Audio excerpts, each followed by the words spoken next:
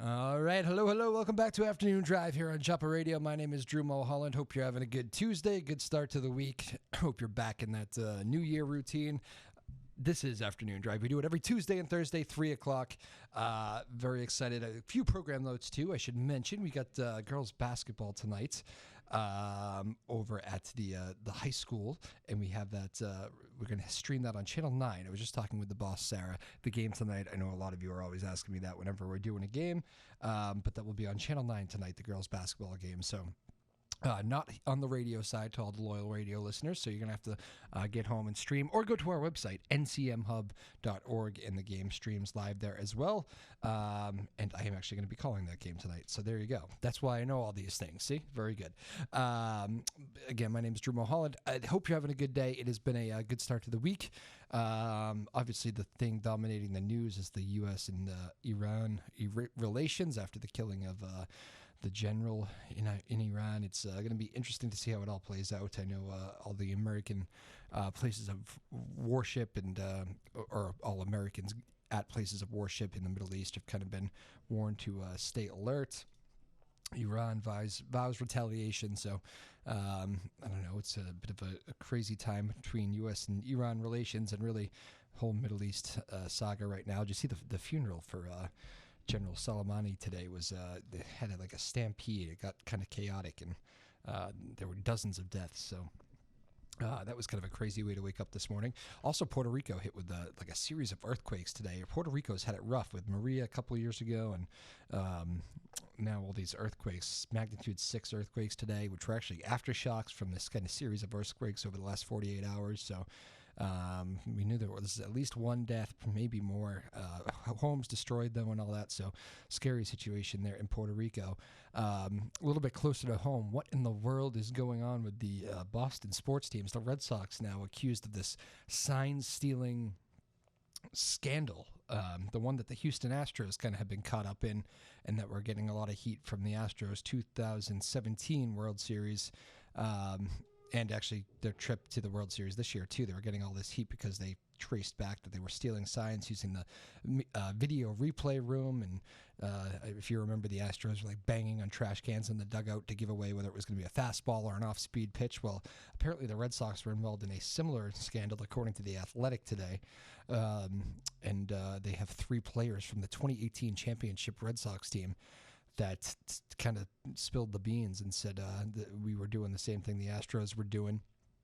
Not a good situation. It might actually be some real problems for Alex Cora, because if you remember, manager Alex Cora, now with the Red Sox, was with Houston before this when they started getting accused of all these sign signals. So you could theoretically, it would make sense to draw the line that he took those tools that he learned in Houston or helped create in Houston maybe and brought them to Boston. So we'll see how that all plays out. Already talk about a suspension for the Red Sox manager, and who knows, maybe worse, so we will see. But pretty crazy. Patriots season obviously ended over the weekend. Not fun. Very strange. Tom Brady. We'll have plenty of time to talk about Tom Brady here over the next few months. Will he stay? Will he go? Be interesting. A lot of changes to Foxborough. Maybe. I'm not giving up that there might not be another run, though, so we'll see how it all plays out. Again, my name is Drew Moholland. This is Afternoon Drive on Joppa Radio. Very excited about my next guest today. His name is Bob Clarke. You all probably remember him. Bob was the athletic director at Newburyport for many, many years. I guess it was probably about 5 years ago now he stepped away, and I actually haven't really seen him since, so I'm excited to do that. Bob was the athletic director when I first kind of came to town and was working with a lot of the high school teams. So excited to catch back up with Bob Clarke. Hopefully you are excited to hear from him. And he's our next guest. So he's in the house. We'll get to him in just a moment. Keep it here.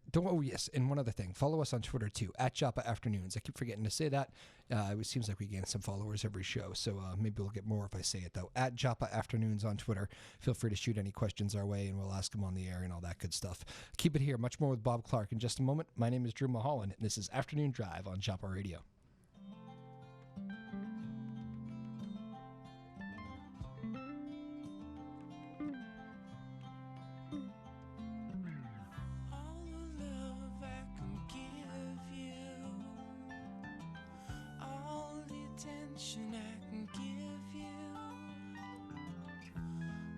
To help your lonely feelings come true. So fine, so fine, so fine that it's frightening, straining in my body now.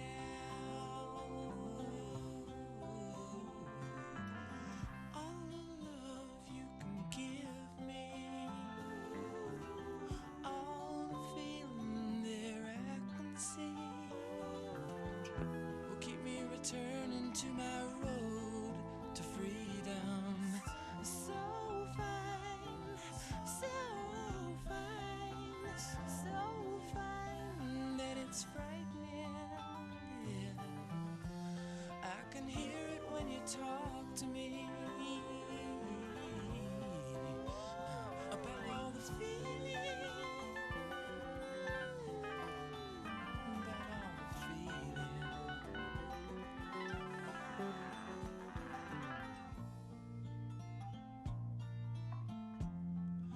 I've been feeling that I wanna break down. I've been feeling that I need to break down. When all the time you're there saying go on, go on, go on. So fine, so fine, so fine that it's frightening. Yeah. Oh, oh, oh.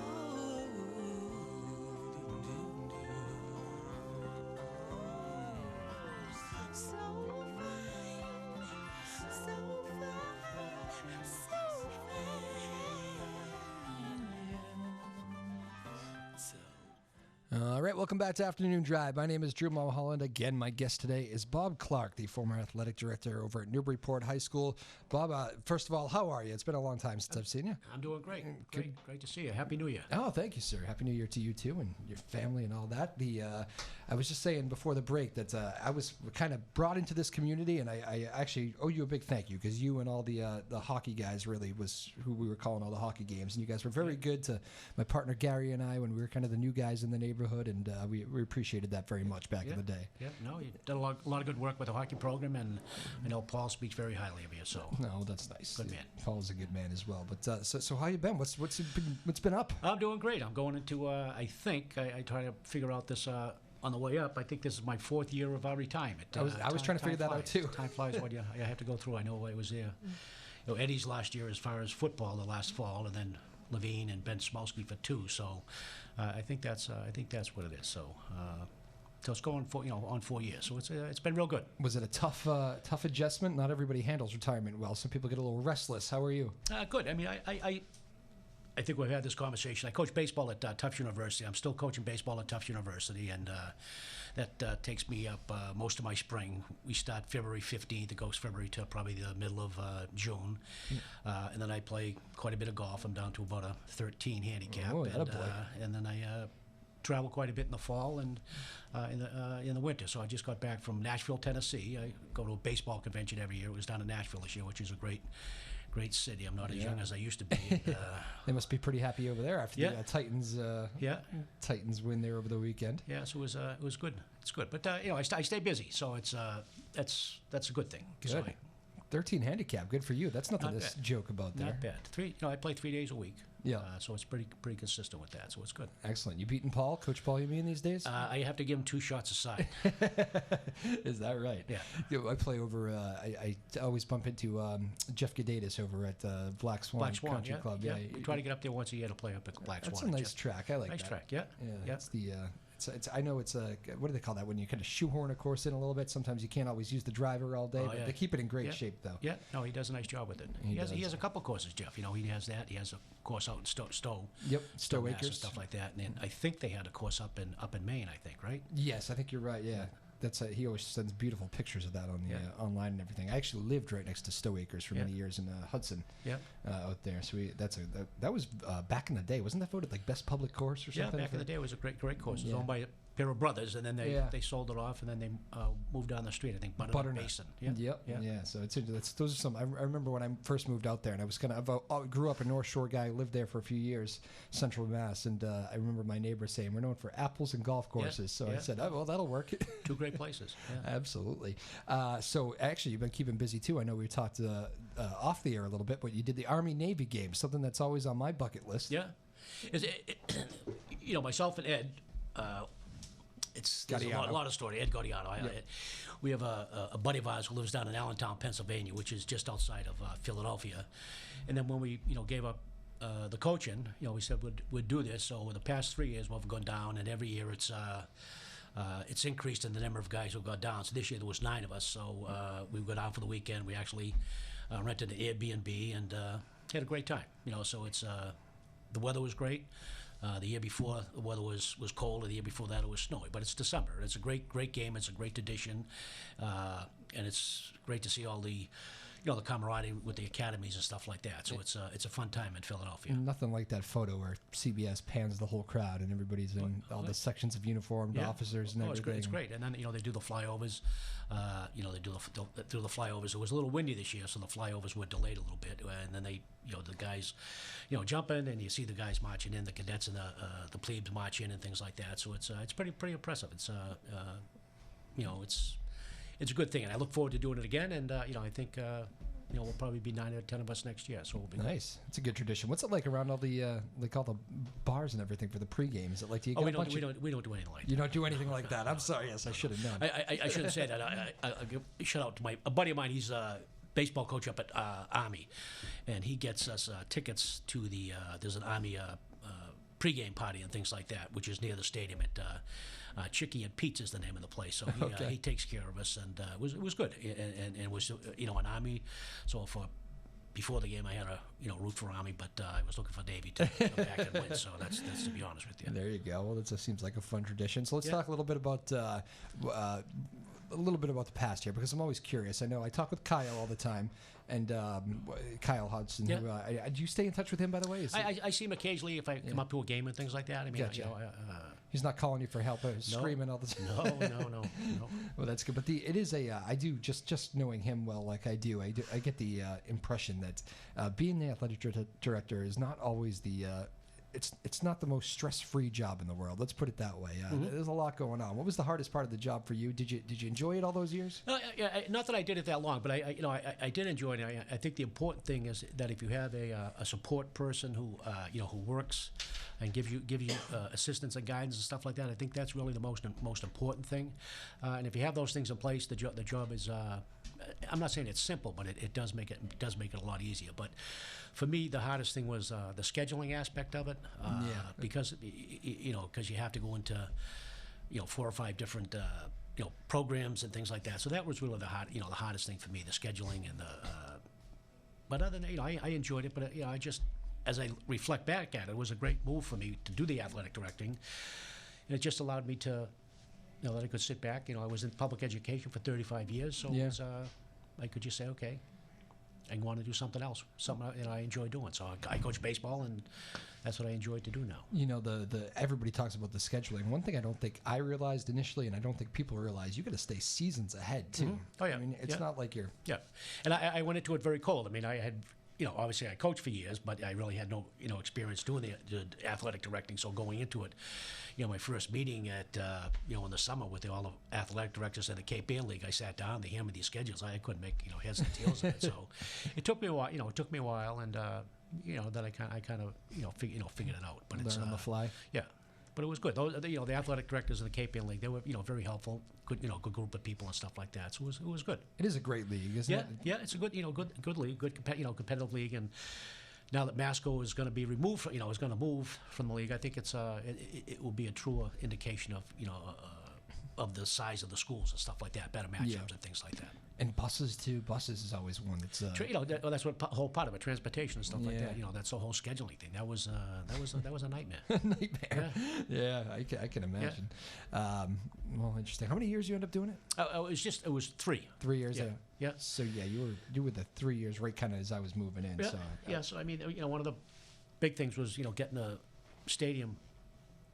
Refurbishing the stadium and stuff like that. Right. That was a big thing with the mayor and Mary Ann Clancy and a couple other people. So you must be happy with how that turned out, huh? It turned out great. I mean, I think as this guy Steve Bradbury, and he's works in the fire department. He was very instrumental. He used to always come back from Watertown. I tell the story all the time. He'd say, "Well, why can't we have a field like that?" And, we should, It's and it came out great. I think a beautiful field. It's great for not only football but really athletics. I mean, it's a great place for the students of Newburyport High School to use during the year, and also the athletes. Do you keep an eye on all the teams still? And I do follow them. I follow them on mass scores is something that I go to regularly and stuff like that. And I text Paul. Paul Yameen. I stay in contact with him, and I'll read the daily news to get the updates and stuff like that. So I pay attention. I'll text Ben Smolsky. It was great to see them win over on Thanksgiving and stuff like that. I don't think a lot of people thought the Clippers were going to win, but they prevailed, and that's great for Ben.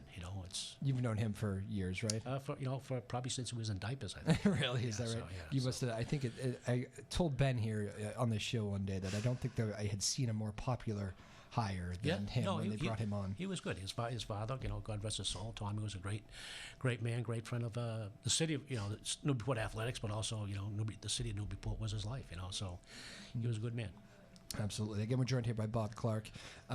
So can we officially say retirement if you're still coaching baseball? It's not really. Oh, no, I'm retired. I'm retired. Okay, definitely retired. My title is I'm a volunteer assistant. So okay.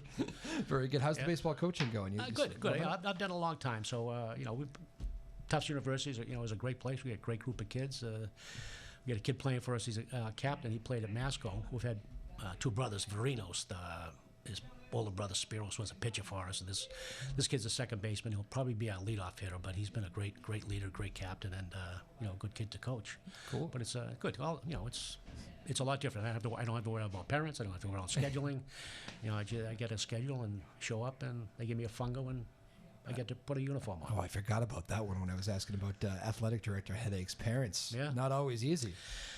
It's been, I'm going to be honest, I was very fortunate. I had very, very little interaction with parents, and maybe because I had worked in the community for so long. But Kyle says that too. Yeah. He seems to be kind of lucky with that. Maybe it's a Newburyport thing. I don't know. I think part of the thing is that the process was if you have an issue go to the coach first and try to resolve that first with the coach, and hopefully I think in my case, like I said, I think I only had one actual meeting with the parent. Wow. That's interesting. That was pretty good. It is good. You must have to have a good. I mean, I guess the nature of it. Not every coach is going to be exactly how you like them or exactly your personality. But you must have to. You have to have some sort of solid relationship with all your coaches, right? Or it's really not going to work. I think to be a good athletic director, I think you have to have be able to adapt and accommodate because all people people are very, very different, and the needs are very, very different, and the individual wants are very different, but sport to sport, and it's you just have to kind of like juggle those balls. Yeah, does being a coach at heart kind of help you because you can? I mean, obviously you know a lot of how these how team sports work and all that, but you almost have to. I think I've said this before on the show. You almost have to coach the coaches a little bit. Yeah, like that's kind of your team. You step back from the actual X's and O's, and then kind of do a big picture approach. And I think also the thing from a coach's standpoint, really you say, okay, why are you in this business? It's really it's all about the kids, and having a positive experience and a positive influence on either a young man or a young woman in their lives and stuff like that, and that's really what it is. So when you focus on that it's really the experience that you want to give to the kid.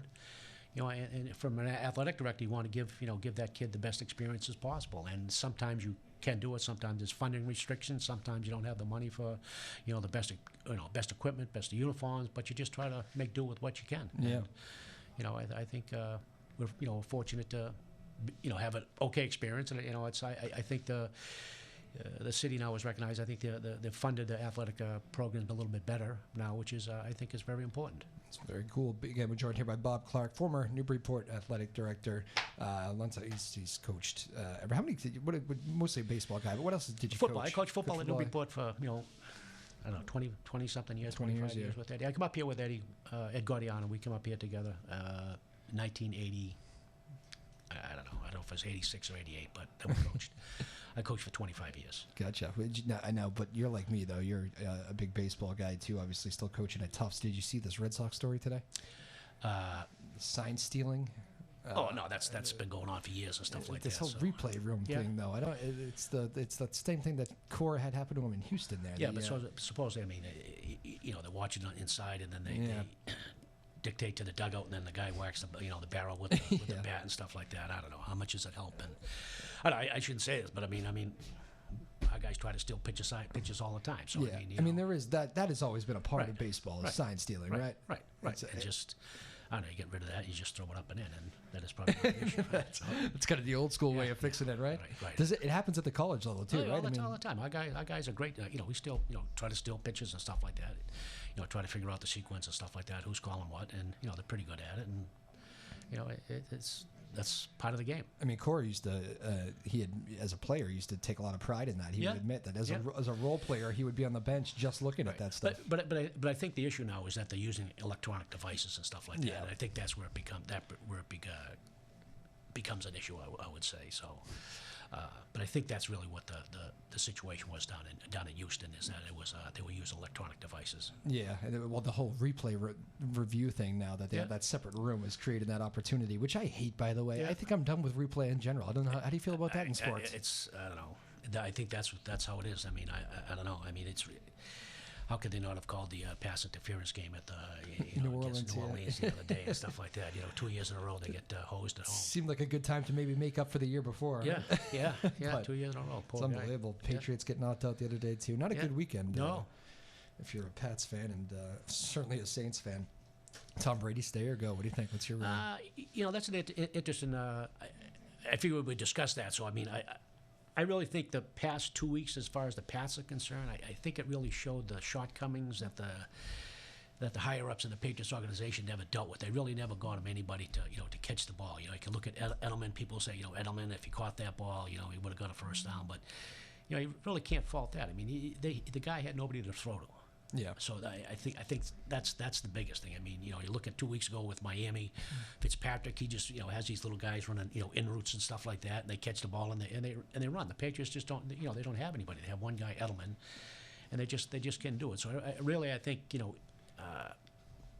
he could be successful if he had somebody to throw the ball to and somebody to catch the ball. More importantly, but on the other hand, I would say I think the way that the NFL is going now, they want a highly mobile quarterback who can also throw the ball, and he just doesn't fit I think the prototypical NFL quarterback of the future. I mean, Lamar Jackson. Yeah, Lamar. I mean, those guys are unbelievable. The kid from Kansas City. I mean, the kid from Arizona. I mean, those guys can all run, catch, and run and throw the ball and stuff like that, and they're exceptional athletes. And I think there's 4 or 5 of them coming out in the draft this year. I mean, the kid from LSU is great. The kid from Clemson is great. The kid from Ohio State. I mean, he's another kid. I mean, they're that's the future, I think, of the NFL. So I don't know. He's the greatest quarterback of all time. I can't fault him. I'd like to see him stay, or either retire as a Patriot. But I would like to see one more run.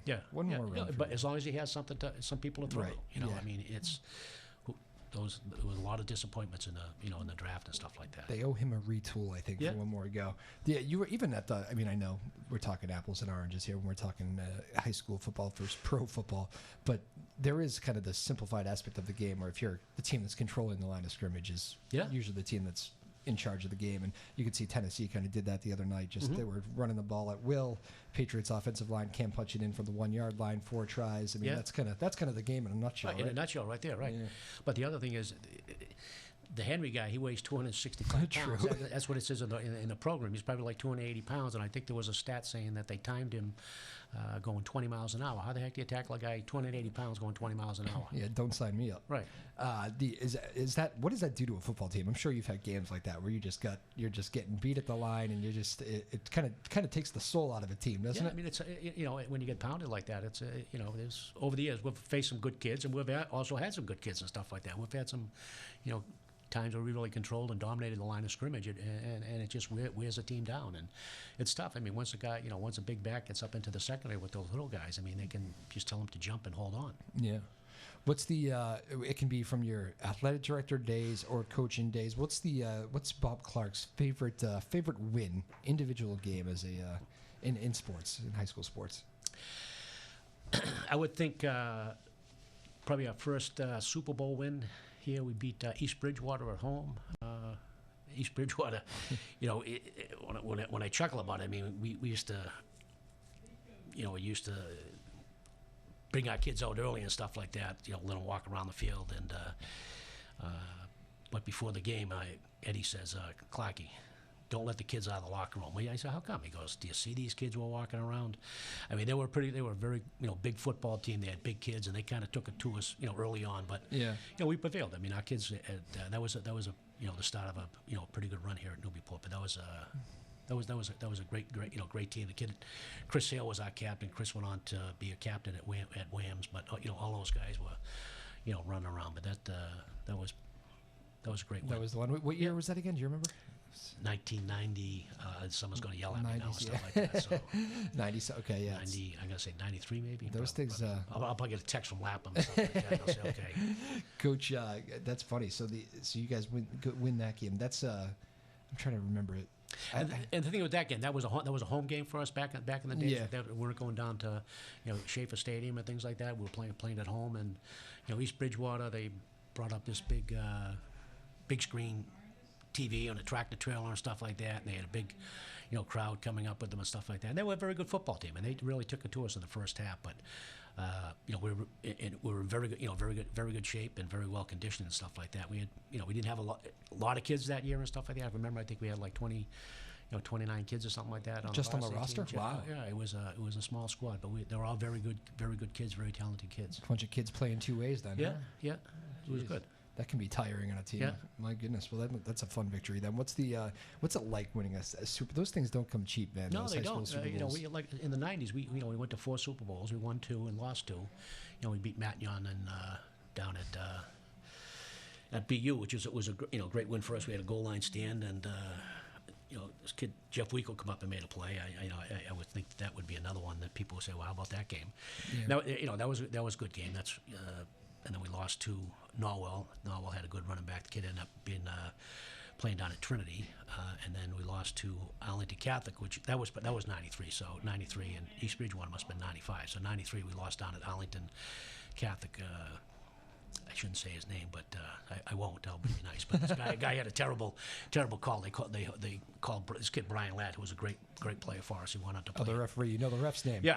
So I won't go there. So Brian was a very good player for us. He ended up going down to Marist, and he's around. He's Kenny Ladd's son. So Kenny went on played at BC. So all this stuff, when you start talking about Newburyport football, a lot of it is interrelated. But that we lost down at Arlington High School. We played Arlington Catholic, which was too bad. That was another game that was a tough game. Yeah. Tough loss. Tough loss. Was that the toughest loss? Would you say? No. I was inducted into the Hall of Fame. I think my toughest loss is when we lost 2-0 to North Reading. So and it's always behooves a question of how the heck do you lose a football game 2-0. I don't know if I've ever heard that story. Yeah. So it's that was something. When did the safety happen? First half? Late? It happened late. I mean, the quarterback was getting pressure in the end zone, and he didn't throw the ball over the line of scrimmage. So it was grounding in the end zone. Yeah, it was, oh man. Well, we threw it out of bounds, but it didn't cross the goal line. Oh jeez, that is a tough way to end a football game. Yeah. So it's funny. Some of these games 25 years later, and here you are remembering the official's name. That's very funny. It stays with you, doesn't it? Yeah. So Dave, if you're still out there, I don't have a problem. Has not forgotten. Yeah. It's funny how that stuff can stick with you after all these years.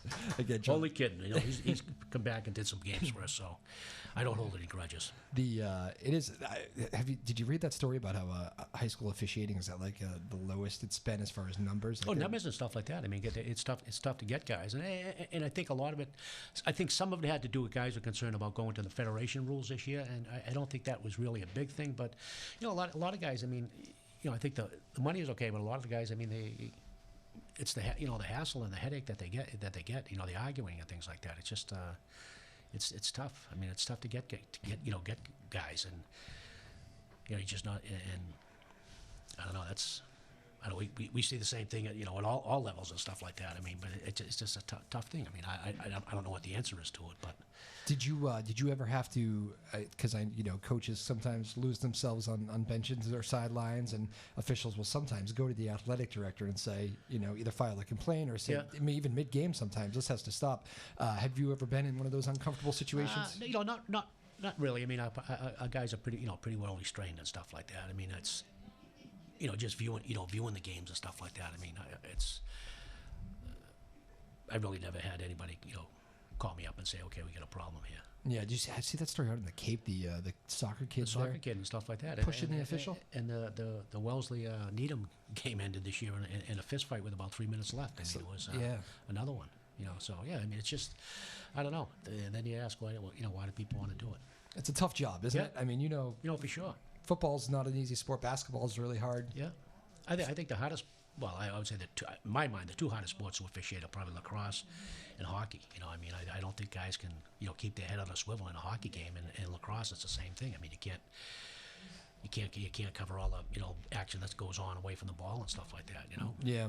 And, sometimes I think a lot of those games, parents are right on top of you too, and we've all seen parents kind of lose themselves at games, and or maybe that's just who they are, and they do that every game. Right, But it's for me. Every time I see that, I'm thinking to myself, this official. Do you think this is a full-time job? And do you think he really cares about who wins this game? Right. This is somebody trying to make a little extra money on the side. Yeah, they forget that there's some parent or something like that in some other communities. He likes to stay involved. It's not his full-time job. You're right. You got to think and if these officials go away, there are no longer any games. Right, and that's potentially what's going to happen. I mean, you're going to get down to a one-man system at some of the sub-varsity games or something like that, and then you increase the potential for injuries and a whole host of things. So it's, I don't know, something's going to give. Bob Clarke, I wonder what was the mentality? You had a 3-year stint as the AD. What was I'm not sure how many hires you actually had to make during that tenure. I'd have to go back to the books. But what was the mentality for hiring a coach at Newburyport under your regime? No, I have to go back and think. I only hired. There was one position that we hired and things like that. It was. You only had to hire one coach in 3 years? Yeah. That shows a difference in I think it seems like there's at least 3 positions at every school now every season. The only and she won't be embarrassed if I mentioned her name, but Jessica Lacey, she's she was the field hockey coach, and coach had retired and things like that. She had been an assistant. She had helped her out, and we did open the position up. We brought other people in to interview, but Jess was familiar with the program, and I personally, my thing was I wanted someone that was in the building, in the system. I think it's real important that if at all possible that you hire somebody that's teaches somewhere in the school district or in the city or something like that has some type of connection, that it's not just a part-time thing, that there's no connection, so that they can interact with the kids inside the school, inside the building, not only as a coach on the athletic field, but also within the classroom and stuff like that. I think I always thought that was very important. It makes you a better coach too, doesn't it? I think so. I mean, because coaching, it's not about just athletics, about the developing the whole student athlete. It's and if you just see the one aspect of it, the athletic aspect of it, sometimes you forget about the community stuff. Sometimes you forget about the academic stuff. I mean, it's not just about the athletics. Yeah, for you, what was it always like when you talk about becoming a better coach too? What was the most what were you in it for, really? I mean, every coach is in it to win and lose. I mean, every coach has that competitive streak. But was there like a story that you remember where like you took a kid, and this can be from assistant coaching or even college days, whatever, where like a kid just really you saw advance and progress, like out of nowhere. You just didn't expect him to become the kind of player or the kind of impact on a team. Any stories stick with you like that? Well, I mean, I think the thing we say, what do you want from your kids? I mean, it's kind of like what I talked about beforehand. I mean, I think it's real important that you take that kid and you want him to be a positive member of the community, whether the city of Newburyport, the school community, the athletic community, the classroom community. And I think all those things are important. So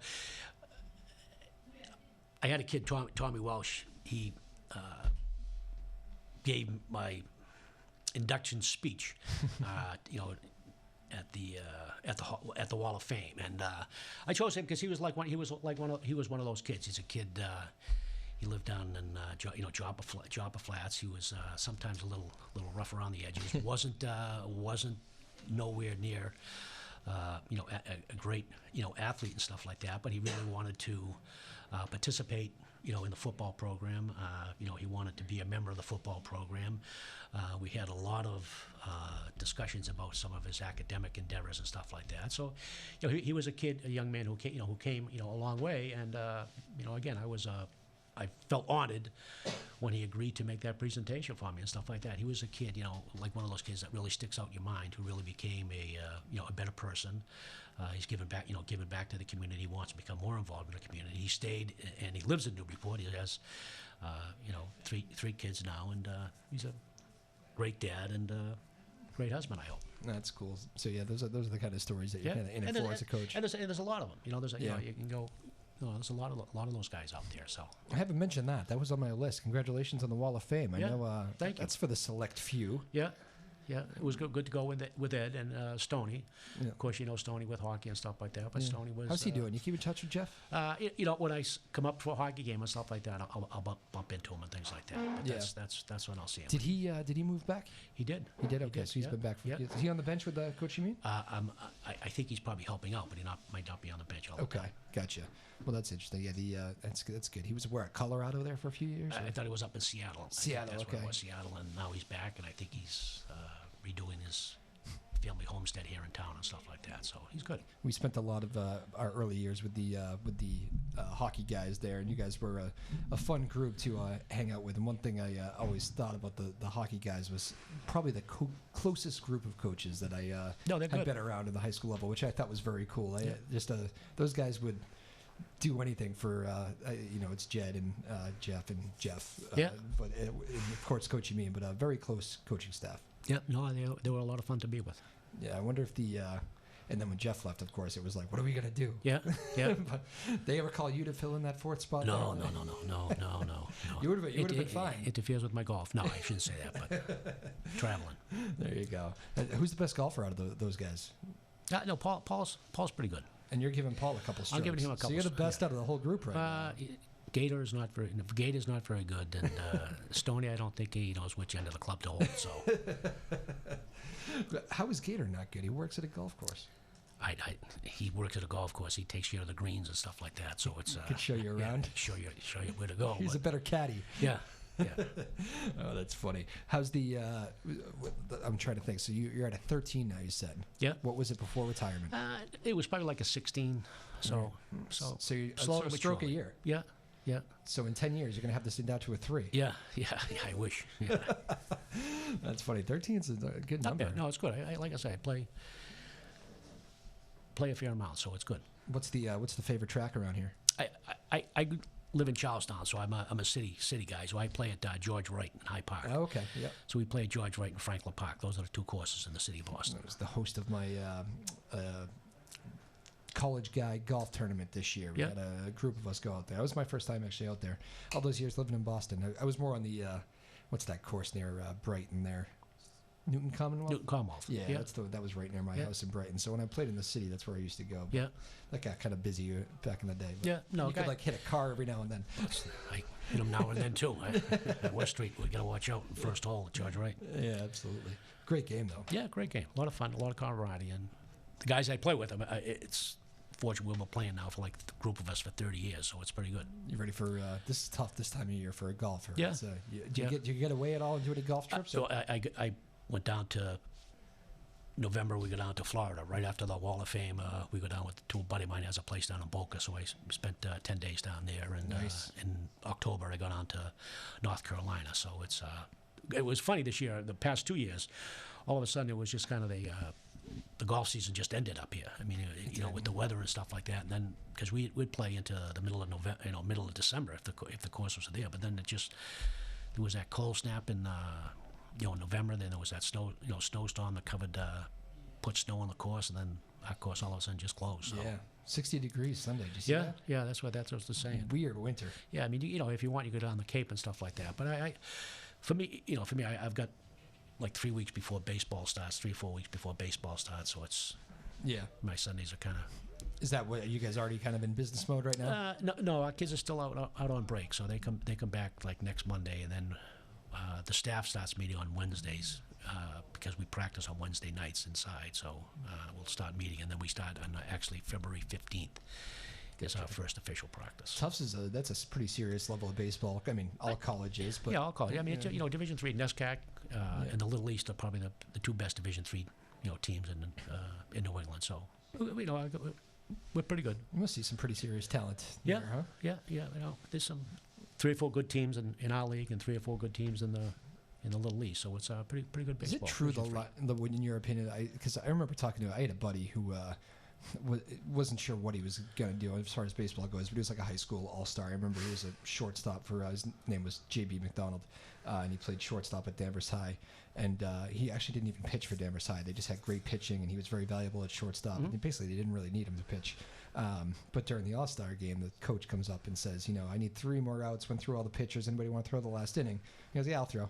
He goes in and he strikes out the side on 11 pitches, and the coach at BC comes up to him and says, so you don't pitch? He goes, not really. I haven't. He goes, well, want to pitch in the ACC? Yeah. And the next thing you know, he made a little stint through the minor leagues. And I'm thinking to myself, like, BC coach just happens to be there. What if he left after the 6th inning? Right, win his arm. It's going to be like a fine line. Like, so you probably see some kids at the D3 level that could be playing the D2, maybe even D1. Yeah. Like, easy to be overlooked, right? Yeah, easy to be overlooked and things like that. And for a place like Tufts, Tufts is different. Is that it's an academic institution, so we have a lot of good baseball kids who could probably play at the lower level Ivy Leagues and stuff like that, who didn't get into an Ivy League school, that they decided to come to us. But you see, there's a lot of kids, and baseball's a kind of funny sport like that. You develop, down the road. I mean, the kid from Triton a couple of years ago, he ended up at Salem State. He was one of the best Division III baseball players that I've seen around in a long time. Yeah. Vecto, I think the kid's name was. Yeah, that rings a bell. But he was a great kid. He was with the Angels for a while and stuff like that. I'm not 100% sure if he's still with them or if he got released. But you'll see those kids who can play at at another level, raw level kids, and they develop and.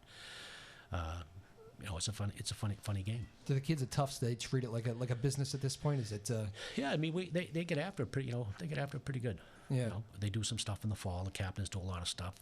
NESCAC is kind of a quirky league. I mean, you can't do certain things, and you can't really interact with the kids. But the captains, you put a lot of pressure on the captains to do stuff, and they take it. They really, it's a serious business. It's a 10-month commitment to the kids. Yeah, college sports. Yeah. The biggest change from you were talking about, you got a Super Bowl title all the way back into the early 90s there. What's the biggest change in high school sports from like the 20, 25 years ago to today? Well, are you talking specific Newburyport and stuff like that? Whatever, generally, Okay, or what jumps out at you? I think at Newburyport, again, in no mean to it. When we first came here in 1988, I mean, I think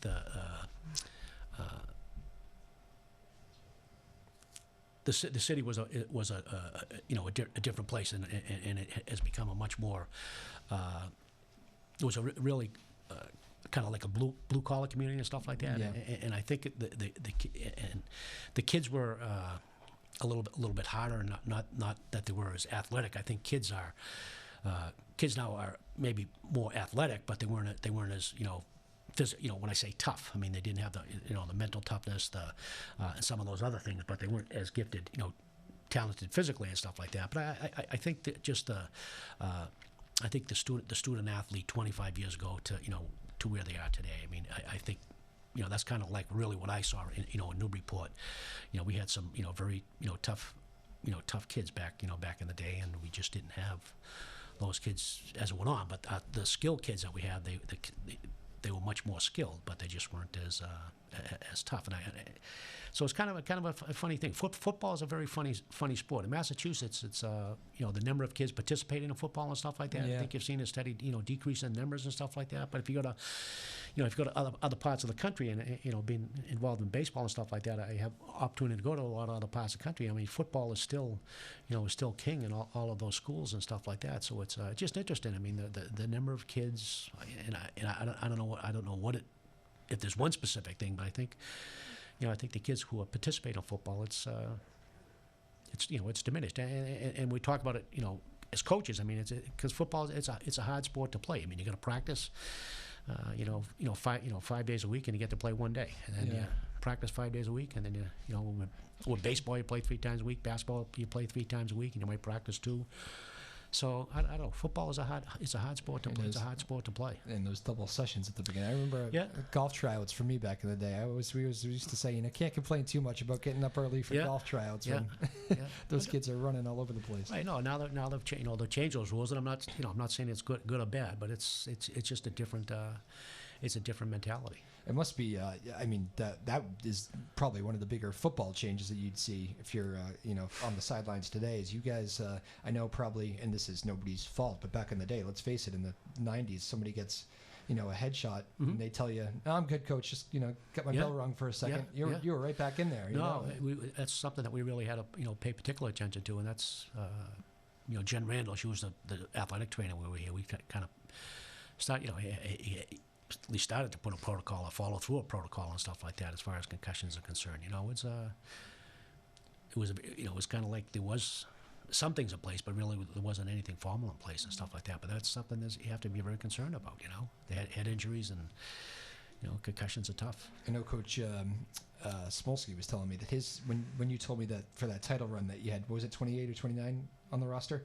That number, I believe, it's somewhere around there, I think, for this year's roster. So he's got a lot of guys playing two ways, too. So I think almost every team, I think, in the Cape Ann League has a lot of that two-way. Numbers are down. Yeah.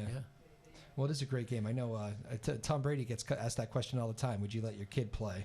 And I'm not. I think his answer is a quick yes. Yeah. It's of course he has all these ways of protecting himself with his TB12 method and all that. But his kids also is a big hockey kid too. Oh yeah. He plays travel hockey and things like that. So I grew up in Eureka High Park and stuff like that, and people see him over there with this kid with the Brookline travel team and stuff like that. So being the hockey dad, hockey parent and stuff like that. So. Tom Brady's kid must be a unique experience. Yeah. How about you're into the college game too? We talked about Army-Navy to start the show. Did you see, how about this Friarmouth kid there for he's great. He went through Pentucket and then went over to where'd he go after Pentucket? It was the private school, Brooks. Right? Brooks, yeah. Quite a story. He is captain at Penn State sophomore year. Yeah, sophomore year, yeah. So do you know the connection of Brooks? I don't know the connection of Brooks, no. Pat Foley played football for us here. Okay. Pat Foley is son of Mike Foley. Mike Foley was a great offensive lineman for Newburyport High School. He went on and he name a college in, he coached at Colgate for a long, long time. Stoney went to Colgate because of Mike Foley. Mike Foley was a coach out there. He ended up coaching at University of Connecticut, UMass guy. So Pat also got involved in coaching and stuff like that. He played at Bates. He played football for us at here. Then he went up to Bates, and then he went on his merry way coaching some places. And then he got an opportunity to come back at Brooks and be the head football coach and an admissions person there. I believe that's what he is. But he's also I think second cousins or first cousins with Frymouth, so there's a little connection there. So he brought him over, and but no, he was a great player. He was at the tail end. I mean, I saw him play basketball a couple times. He was quite a presence on the floor and stuff like that as a sophomore. I can imagine. Right. So he was. It's quite a story. I mean, he's good. The last game he played, he didn't have a great game. I think he only had 2 catches, but he's a pretty dominant kid. Yeah, and it looks like NFL career there. Yeah. Well, hopefully he stays healthy and stuff like that. And but no, he's quite a presence on the field. Pretty amazing story. Bob Clarke, it's been a pleasure catching up with you. I do want to end with one thing. This is kind of a humorous thing, which I know maybe you can laugh about it now. I know you're not laughing at it at 2 a.m. when I woke you up sometimes, but I used to work with he has since retired too, but I worked with a guy named Bob Clarke at work, and for those of you who've heard me talk about this before, I work in a newsroom in Boston. In Boston, BZ Radio. I think I've heard that guy, Bob Clarke. Before, So Bob was always with me. We were kind of the first 2 in back in the day. So if I was ever, you don't want people to panic at that hour. If you're running behind, you want to make sure the other person knows, so they know nobody's overslept. I'm on my way. Be there in a minute. That sort of thing, or whatever. If anything has come up, so if anything had ever happened over the years, I would call, meaning to call Bob Clarke, and probably at least 5 times. Less than 10. More than 3. We talking ranges all the time, right? Not that you were counting. Yeah. But yes, I would call the wrong Bob Clarke, and almost every time I just couldn't. For that hour, things aren't firing. The coffee isn't quite in me yet. Almost every time I made that mistake and called you before the Bob Clarke I was trying to get. So that's not a problem. It was makes for good copy now. Is that what it is? Yes, it does. It certainly does. Well, for me, it's a funny news story. Funny. Now. It was good. He still laughs about it. Actually, I tell him that story all the time. I chuckle about it too, so it's not a problem. That's pretty good. Very good. Well, Bob, it's a pleasure catching up with you. I know a lot of people are happy to see you and hear from you here. I know you're not exactly. You try to stay out of the limelight a little bit. I know. But I think anything you want to say to the people in Newburyport No, here? I mean, like I said, it was great to be inducted at the Wall of Fame. November. Had a great time. Caught up with a lot of people and things like that. And I think Steve Lapham is trying to get a group of guys together at some point, and we're going to do it again. So we'll be good. It was great to see you. Yeah, great to hope see you. Keep enjoying retirement. I am. Get that I thing am. down to under 10 on the. I will. On the Anytime golf you want to game. play, I'll get you mean and Gator will get up to Black Swan. Sounds good. We've been talking about that for years. We're Yeah. going to do that. Bob Clarke, pleasure as always. Let's do it again at some point here. Good. And keep enjoying retirement. Thank you. We'll talk to you soon. I'll be back to wrap it up here in just a couple moments. My name is Drew Moholland. This is Afternoon Drive on Chopper Radio. All right, welcome back to Afternoon Drive here on Chopper Radio. My name is Drew Moholland. A very big thanks to Bob Clarke, there, former athletic director, longtime coach in Newburyport. Applause from Tyler. Very nice. Tyler Newfield in the house. How are you? Good. I should also say, speaking of Bob Clarke, I should give a big thanks to Caroline Clarke, who started producing the show here before Tyler jumped in the seat. Caroline was there, and Caroline Clarke without the E, Bob Clarke with the E, which I learned the E is Irish. Did you know that? No. Yeah, Bob was telling me that. I guess the E, if you have the E on Clarke, you're Irish, I think he said. So what is it without the E? I don't know. He said it, and I can't remember. Go chase him down in the parking lot. We'll get figure this out. What does is Caroline still here? We can ask her. We'll ask her That's why I next came show. in here, so she'd leave. Oh, she left? Yeah, she left mid-show? Well, she had to go to work. Oh, she has to leave, yeah. People have things to do. Yeah. How are you? You were sick last time I saw you. Feeling better? I was. Bad way to enter the new year, my friend. Let me tell you. Such is life. Yeah. C'est la vie. Yeah, that was right Christmas, too. Yeah, that kind of lingering for a little bit, wasn't it? Yeah, I was sick for over a month. Over a month. I was, battling. Battling. Stuff. You're a fighter. Sure. You want to call it that? How's the band doing? It's good. No. Band problems. I love band gossip. No, that's actually. I'm just being a pain in the butt. Yeah, we went into the studio the other week, and there was an issue where we didn't have the most recent versions of the songs we recorded. So that gave me a great opportunity to do a shameless self-plug and record one of my songs.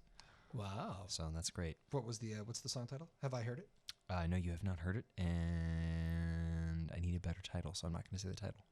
Okay.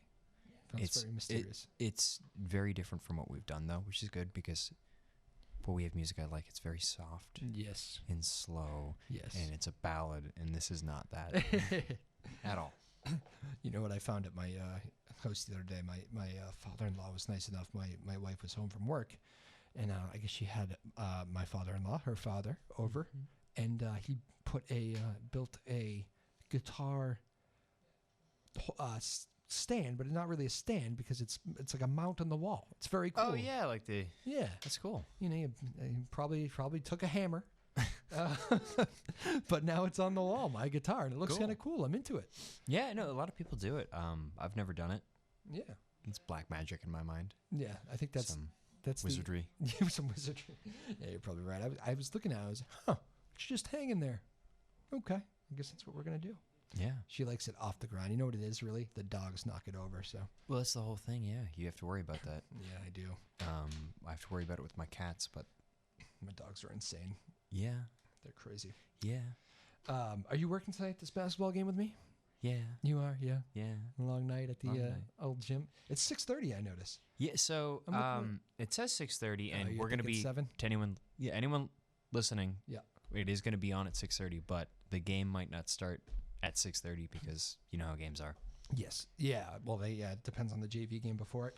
Usually, what do we do? And Usually, the freshman game before that. in the freshman game. Yeah. Usually, we'll check in and say if By the way, we'll be back with enjoy the action. We'll be back with varsity action as soon as it picks up. Exactly. So for the past 2 games, we've done that, but maybe the girls are faster than the boys. Maybe they're more punctual. Yeah, because you've already done a couple of games. They've been more like 7 o'clock starts. Yeah, they've been about 7 o'clock All roughly. right. We'll see if they're on time tonight. Anyways, it's scheduled for 6:30 tonight. Georgetown in the house tonight. Oh, okay. Newburyport, Georgetown, girls basketball. What is Georgetown? What is their mascot? I always forget. Georgetown Royals. Royals. Yes. It was a good dig by me. I'm usually kind of bad at that. But yes, they're the Georgetown Royals, and Jeff Foley, I think, going to do the game with me tonight. I think so. See this? We'll find out. Don't worry, we're going to do a full pregame. We'll be all prepared by the time 6:30 comes around. One show at a time here, right? Well, we've got 4. Well, we thought we had 4 live productions today. It was 3. We screwed up again. Ooh, busy day for you. Busy D. Busy D. January 2020. Business-like. Yeah. Final 30 seconds. Anything interesting you need to add? This is like Tyler's moment. Take of zen. probiotics. So eat a lot of yogurt. Yeah. Oh, yogurt was the key to feeling better? I also got the bottled ones, but yeah, stay healthy. Stay healthy. Nice 2020 little memento from Eat Tyler. Thank you, Tyler Neufeld. Thank you, Caroline Clarke producing. And of course, thank you to Bob Clarke. Very nice to see him. He's a good man, and glad to see he's doing well in retirement. Here's golf game getting good. That's what I need. That's when I retire, I want my golf game to immediately scores to be coming down. You know what that means? 13. If you're a 13 handicap, that's good, right? It means you're getting it is. par. It's a good handicap. It's 13 over par. 13 over. Yeah. So it's like bogey golf. It would be like 18 over. 13's below. It's better below. than that. Yeah, it's good. He's doing well. So yeah, Bob, thank you, sir. Appreciate it. We'll see you back here Thursday. Going to do a music show. Won't give away the artist, but I believe it's going to be a music show. We'll see you Thursday, everybody. Bye bye now.